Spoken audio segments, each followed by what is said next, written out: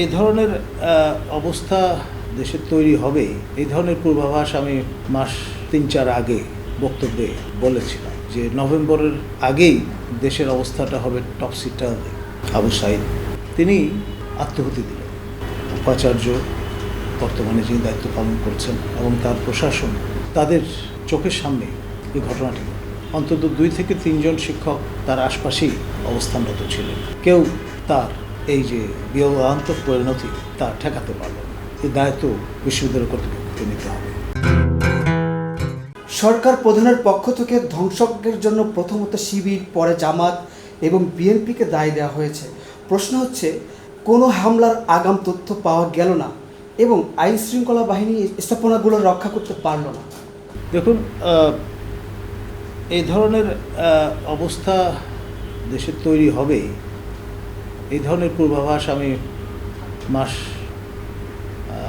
৩-৪ আগে আমার বক্তব্যে বলেছিলাম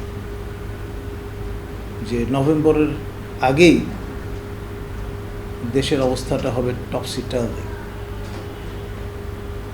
আমার সাবেক কর্মস্থল বেগম রোকেয়া বিশ্ববিদ্যালয়ে আমার সময়ে ভর্তি হয়েছিলেন আবু সাঈদ, ইংরেজি বিভাগে 12তম ব্যাচে 2019 সালে। তিনি আত্মহতি দিলেন। আমাদের মাননীয় উপাচার্য বর্তমানে যিনি দায়িত্ব পালন করছেন এবং তার প্রশাসন, তাদের চোখের সামনে এই ঘটনাটি, অন্তত 2 থেকে 3 জন শিক্ষক তার আশপাশেই অবস্থানরত ছিলেন। কেউ তার এই যে বিয়োগান্তক পরিণতি তা ঠেকাতে পারল না। এই দায়িত্ব বিশ্ববিদ্যালয় কর্তৃপক্ষকে নিতে হবে। এবং এরপরে যে ঘটনাগুলো ঘটেছে সারা দেশে, এটা স্পার্কটা কিন্তু এই আবু সাঈদের আত্মহত্যা তার মধ্য দিয়ে। আমরা পরবর্তীতে দেখলাম আমাদের জাতির পিতা বঙ্গবন্ধু শেখ মুজিবুর সুকন্যাদের সরকার, মাননীয় প্রধানমন্ত্রী যখন জানান দিলেন যে তার শ্বশুরবাড়ি এলাকায় বাড়ি এবং তার দাফন কাফন সব কিছুর ব্যবস্থা কিন্তু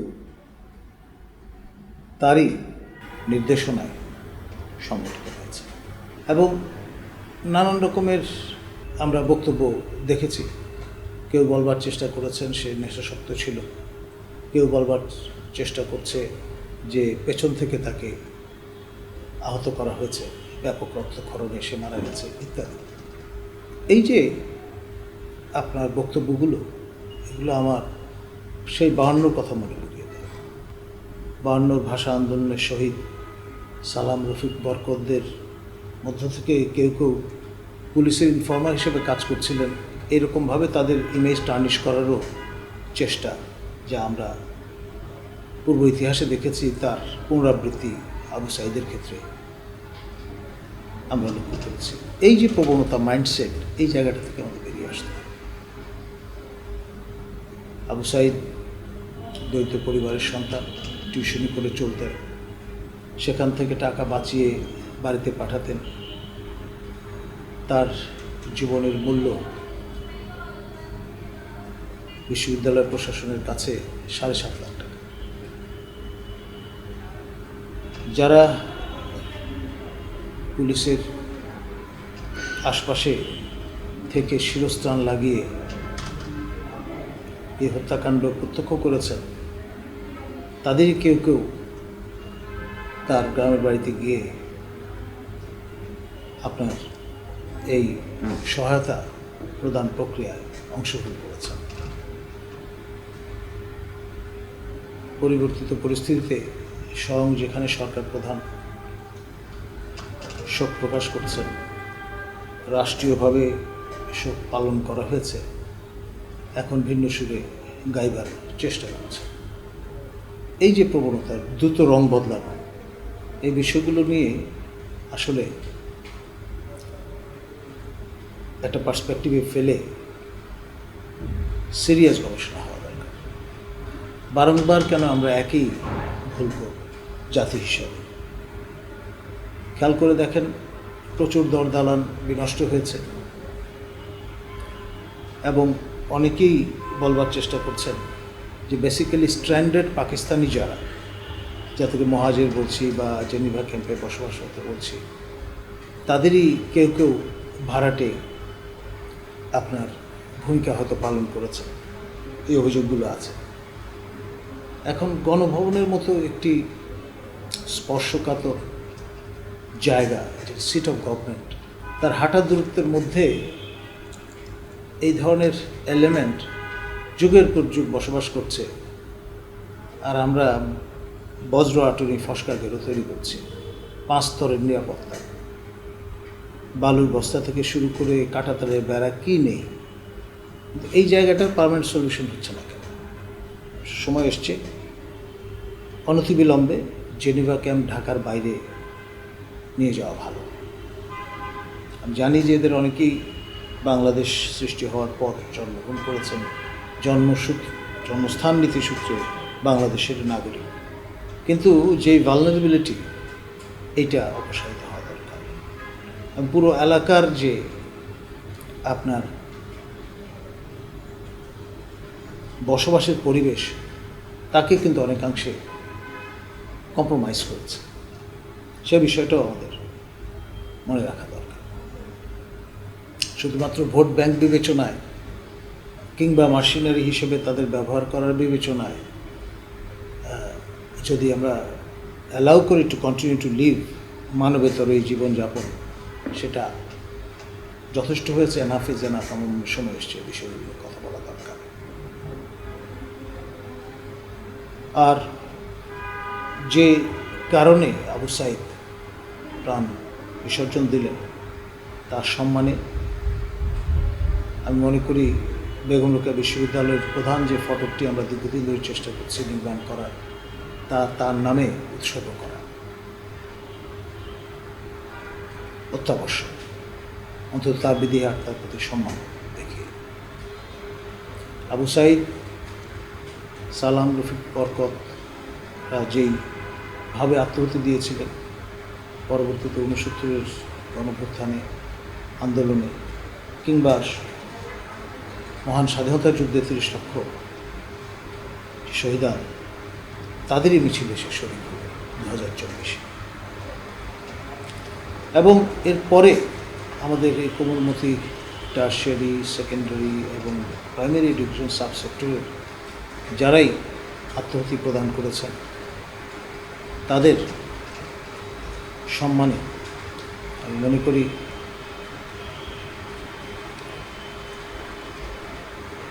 স্থায়ীভাবে স্মৃতি স্তম্ভ সংস্থাপন করাটা ভবিষ্যৎ প্রজন্মের জন্য একটি নোটেবল প্লেস হিসেবে, স্মরণতব্য জায়গা হিসেবে উদ্যোগ গ্রহণ করে এটি বাস্তবায়ন করাটা সময়ের দাবি।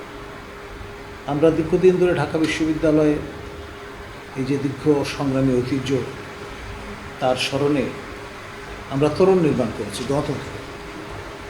তো সেই রকম স্তম্ভটি এটি সোহরাওয়ার্দী উদ্যানে আমার মনে হয় একটা সময় ডাস্ট সেটল ডাউন করবে জানি, কিন্তু এই প্রস্তাবটা দিয়ে রাখে। আর পাবলিক অর্ডার ম্যানেজমেন্ট, সেটার সূত্র ধরেই কিন্তু এগুলি বর্ষণের ঘটনা। স্বাধীন সার্বভৌম রাষ্ট্রের নাগরিকদের বক্ষ বিদীর্ণ করাটা সেই ব্রিটিশ আমলের আইন অনুসারে কতটা জরুরি, তিনি রিথিঙ্ক করার স্কোপ আছে। বিষয়গুলো নিয়ে আমাদের সিরিয়াস হতে হবে। এই যে কালা কানুন নিয়মাবলী, তা আমূল পরিবর্তনের প্রয়োজন আছে। সেই ব্রিটিশ আমলে প্রণীত আইন কানুনগুলো শুধুমাত্র কাট পেস্ট করে পাকিস্তান হলে পাকিস্তান, বাংলাদেশ হওয়ার পর বাংলাদেশ, এই যে পরিমার্জন করা হয়েছে তা গুড এনাফ নয়। বর্তমান সময়ের যে চাহিদা, নতুন প্রজন্মের যে অবস্থা, তা বিবেচনায় রেখে খোল নইচে পাল্টে নতুনভাবে প্রণীত হওয়াটা অত্যাবশ্যক। আর সাংবিধানিক যে অধিকার, আপনার সংঘবদ্ধ হওয়ার অধিকার, যৌথবদ্ধভাবে প্রতিবাদ করবার অধিকার, এই বিষয়গুলো স্যাক্রোস্যাক্ট। আমাদের যে প্রশিক্ষণ প্রতিষ্ঠানগুলো আছে সেইখানে আমাদের যে কারিকুলাম আছে তাতে পেশাদার প্রশিক্ষণের যে ব্যবস্থা আছে সেখানেও কিন্তু ব্যাপক পরিবর্তন নিয়ে আসাটা এখন সময়ের দাবি। আপনার ট্রিগার হ্যাপি হওয়ার অন্তত 21st সেঞ্চুরি অবকাশ আছে বলে আমি মনে করি।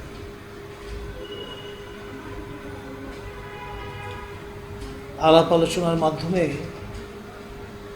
কনভিন্স করা যে সম্ভব তার প্রমাণ আমরা পেয়েছি উপজেলা নির্বাচনকালীন সময়ে বরুড়াতে, কুমিল্লার মাঝরাতে যে প্রায় হাজারখানেক লোকজন জড়ো হয়ে থানা ঘেরাও করেছিলেন, সেই উত্তেজিত জনতাকে বিজ্ঞ জেলা প্রশাসক মহোদয় তিনি ব্যক্তিগতভাবে সশরীরে এসে সবাইকে কনভিন্স করে বাড়ি ফিরিয়ে দিয়েছে। এই রকমের মাইন্ডসেট সম্পন্ন জনকীর্তক আমাদের প্রয়োজন।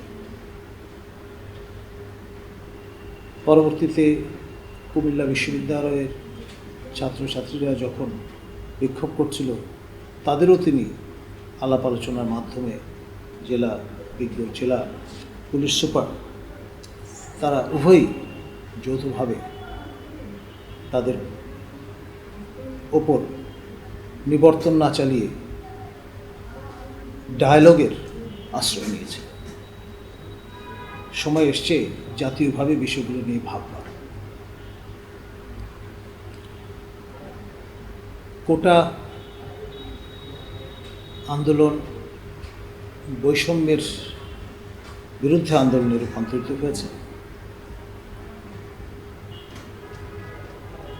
প্রকৃত গণতন্ত্র শুধুমাত্র কাগজে পত্রে নয়, কার্যত তা কার্যকর করবার যে স্পিরিটটি সমভাবে সর্বত্র সারা দেশে জনমনে যেভাবে আলোড়ন তৈরি করেছে তা আমাদের সবাইকে কিন্তু গভীরভাবে ভাবিয়েছে এবং ভাবাচ্ছে। এখানে একটা জেনারেশনাল গ্যাপ বিদ্যমান। আমরা যারা দেখে অভ্যস্ত 60, 70, 80, 90 দশকের আন্দোলন এবং তার যে ন্যারেটিভ এবং ভাষা, তার সঙ্গে গুণগত পার্থক্য আছে 24-এর এই আন্দোলনের যারা সংগঠক, যারা স্লোগানগুলো উত্থিত করছেন এবং ফোরফ্রন্টে নিয়ে আসছেন, তাদের মাইন্ডসেটটা বুঝবার, অনুধাবন করবার চেষ্টা করতে হবে, পালসটা বুঝবার চেষ্টা করতে হবে। কতগুলো পুরনো ক্লেশে কিংবা ম্যাক্সিম ব্যবহার করে একটা বড় দেয়াল তৈরি করে বহু রচনা করে আর যাই হোক, এই যে চাপা ক্ষোভ তা বিশাল মহিরুর আকার ধারণ করে সুনামিতে রূপান্তরিত হওয়ার আগেই বুঝবার চেষ্টা করাটা ভালো। স্রোতের বিরুদ্ধে দাঁড়িয়ে গণবিরোধী অবস্থান গ্রহণ করাটা কোনোভাবেই কাম্য নয়। আবার এই পরিস্থিতিটা সুযোগ নিয়ে বিভিন্ন স্টেক হোল্ডার তাদের মতো করে যে যার মতো গুহ রচনা করছেন, সেটার সুযোগই বা কেন প্রদান করা হচ্ছে? রাজনৈতিক গুলিবচন, গালিগালাজ ট্রেডিশনাল স্টাইলে যেভাবে উত্থাপনের চেষ্টা চলছে, সেটা আমি মনে করি আত্মঘাতী। যে ঘটনাগুলো ঘটেছে, আমি বলবো দায় সবার, এবং ইটস এ কালেকটিভ ফেলিওর। জাতি হিসেবে আমরা ব্যর্থতার পরিচয় দিয়েছি। প্রথমত পালসটা বুঝতে না পেরে, দ্বিতীয়ত যথাযথ পদক্ষেপ যথাসময়ে গ্রহণ না করে, যা কিছুই দেরিতে উপলব্ধি আসছে তার উপর ভিত্তি করে যে পদক্ষেপগুলো নেওয়া হচ্ছে, অনেকের কাছেই তা গরু মেরে জুতা দান বলে অনুভূত হচ্ছে। এটি আনফর্চুনেট, এবং এর দায়ও কিন্তু সবাইকে নিতে হবে।